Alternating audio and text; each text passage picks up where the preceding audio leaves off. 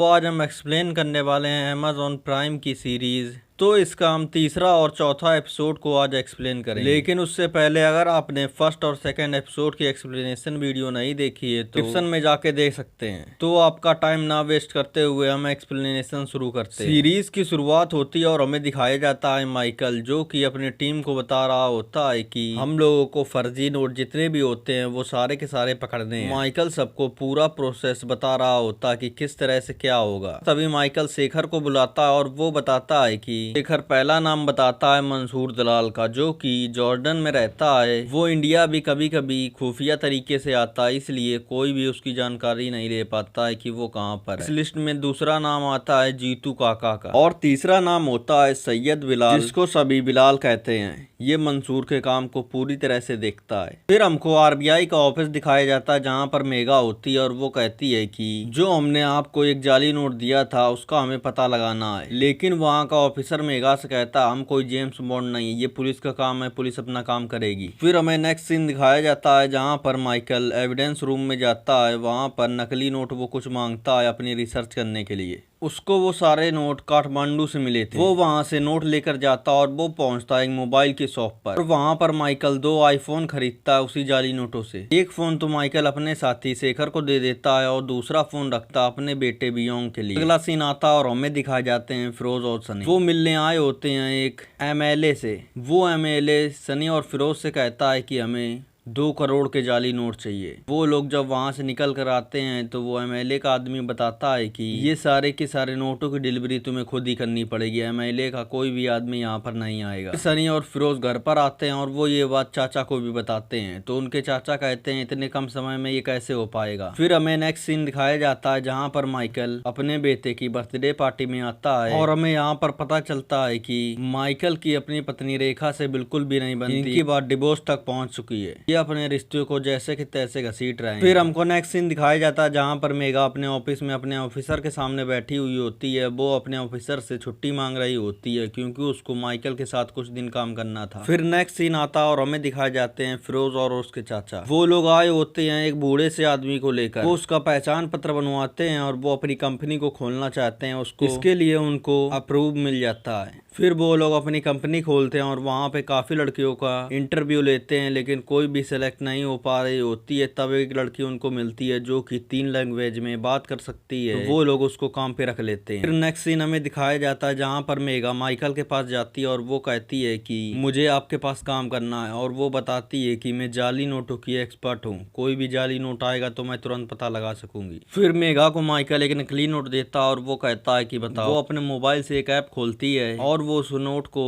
Scan करती है और वो बता देती है कि ये नकली नोट। फिर हमको अगला सीन दिखाया जाता है जहाँ पर हम देखते हैं कि सनी फिरोज और उनके चाचा नकली नोटों को छाप रहे होते हैं। तभी उनके चाचा बाहर जाकर देखते हैं और वो देखते हैं कि पुलिस की गाड़ी उनके प्रेस के पास ही खड़ी होती है और वो प्रेस के अंदर आना चाहती है। पुलिस के साथ में मेगा भी होती है जो कि कुछ जाली मशीनों को ढूंढ रही होती है जहाँ पर नकली नोट बन रहे हैं। तभी हम देखते हैं पुलिस वाले को कॉल के पास आता और वो उसको बाहर बुलाते हैं। वो पुलिस वालों का ध्यान भटकाने के लिए बाहर जाता है। पुलिस वाले उससे कहते हैं कि अपनी प्रेस को खोलो। तो प्रेस का ऑनर नहीं हूँ, इसका ऑनर तो माधव जी, मैं उनकी इजाजत के बिना प्रेस को नहीं खोल सकता हूँ। लेकिन पुलिस वाले नहीं मानते हैं, उससे वो प्रेस खुलवा लेते हैं। तभी मेगा और वो पुलिस अंदर जाते हैं तो वो लोग चेक कर रहे होते हैं। तभी मेगा को कुछ कटे नोट दिखते हैं और जैसे ही मेगा खराब नोटों के पास जाने लगती है तभी मेगा के पास एक कॉल आ जाती है। माइकल को पता चल जाता है कि मेगा गई है चेक करने के लिए कि नकली नोट कहाँ है। तो तुरंत ही मेगा वहां से निकल आती है। फिर जब पुलिस वहां से चली जाती है तभी सनी लोग उसकी छपाई फिर से चालू कर देते हैं। तभी हम देखते हैं कि सनी के नानू वहीं पर आ जाते हैं और वो खूब सारे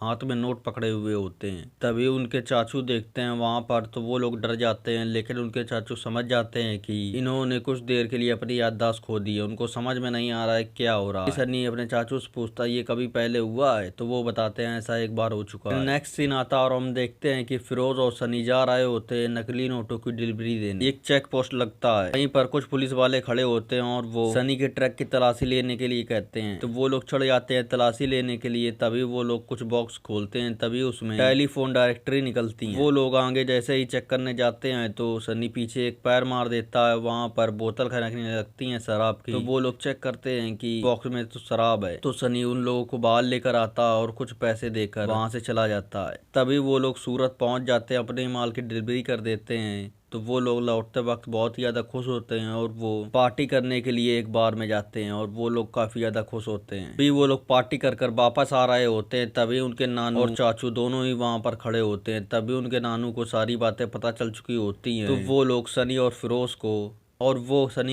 के ऊपर काफ़ी ज़्यादा चिल्लाते हैं और वो घर से उन लोगों को भगा देते हैं। वो कहते हैं कि तुम इस घर में दोबारा नहीं आओगे। और इसी के साथ ये एपिसोड 3 यहीं पर खत्म हो जाता है। एपिसोड 4 की शुरुआत होती है तभी हम देखते हैं कि मंत्री जी नकली नोट छापने वाली मशीन को लॉन्च कर रहे होते हैं। वो मशीन किसी और ने नहीं बल्कि मेगा ने बनाई होती है। उसका नाम होता है धनरक्षक। फिर हमको नेक्स्ट सीन दिखाया जाता है जहाँ पर हम देखते हैं कि माइकल अपने बेटे वियांग को आज घुमाने ले जाने वाला था। तभी वो लोग अपनी गाड़ी में जा रहे होते हैं। तभी अपने बेटे से माइकल कहता है कि यार तुमको पाव भाजी खिलाऊंगा। और तभी वो अपने बेटे को पाव भाजी खिलाता है तो उसका पेट खराब हो जाता है। तभी माइकल रास्ते में अपने बेटे से कह देता है कि अब वो अपनी मम्मी को कुछ भी नहीं बताएगा। और वो जैसे ही अपने गेट के पास आता है और वो जैसे ही गेट खुलता है तो वो अपने बेटे को वहां पर छोड़कर तुरंत ही वहां से भाग जाता है। फिर हम देखते हैं कि सनी अपनी पुरानी जिंदगी में लौट चुका है और वो फिर से पेंटिंग बनाने लगा है और वो जितनी भी महंगी पेंटिंग होती है अब वो सस्ते में बेच देता है। तभी सनी अपने चाचू से कहता है, उन लोगों को लगता है कि 2-2.5 हजार की भी पेंटिंग होगी लेकिन वो उससे भी ज्यादा कम है।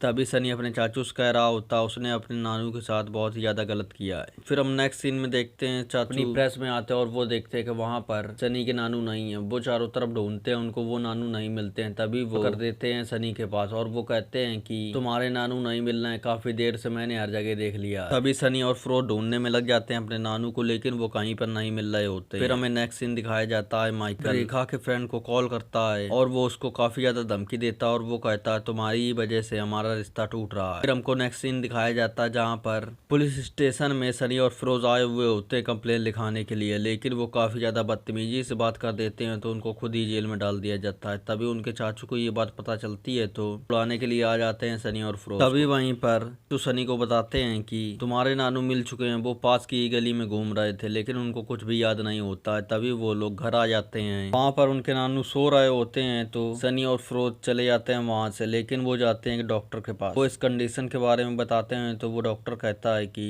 इनको बहुत ही ज्यादा सीरियस बीमारी है और इनकी सर्जरी होगी लेकिन रेयर ही डॉक्टर ऐसा होगा जो इनकी सर्जरी कर पाएगा। लेकिन उन डॉक्टर को अपॉइंटमेंट लेने के लिए 1 महीने पहले से ही अर्जी देनी होती है। फिर हमें नेक्स्ट सीन दिखाया जाता है जहाँ पर माइकल और शराब पी रहे होते हैं और वो बिल पे करते हैं उन्हीं जाली नोटों से। तभी वहाँ पर एक जर्नलिस्ट मिलती है, उसका नाम होता है कमला। तो माइकल उसके ऊपर काफी ज्यादा चिल्ला रहा होता है। तभी वो वापस जब लौटता है तो वो अपनी कार में सो गया होता है। तभी मेगा और शेखर बात कर रहे होते हैं तो मेगा पूछती है ये कमला कौन है। तो शेखर बताता है कि इस जर्नलिस्ट ने काफ़ी ज़्यादा बुरा किया है माइकल सर के साथ, ने काफ़ी ज़्यादा इनकाउंटर को मर्डर में बदल दिया है और जहाँ पर माइकल सर का डिवोर्स होने वाला है उसके पीछे भी कमला का ही हाथ है। और हम अगले सीन में देखते हैं कि ज़्यादा नकली नोट पकड़े जा रहे होते हैं दिल्ली में क्योंकि धनरक्षक ऐसी मशीन थी जो जितने भी जाली नोट होते हैं उन सबको वो पकड़ लेती है तुरंत ही। तभी ये बात मंसूर को पता चलती है तो उसका काफ़ी ज़्यादा दिमाग खराब हो जाता है। मंसूर का एक आदमी 500 का नोट लेके आता है और वो दिखाता है कि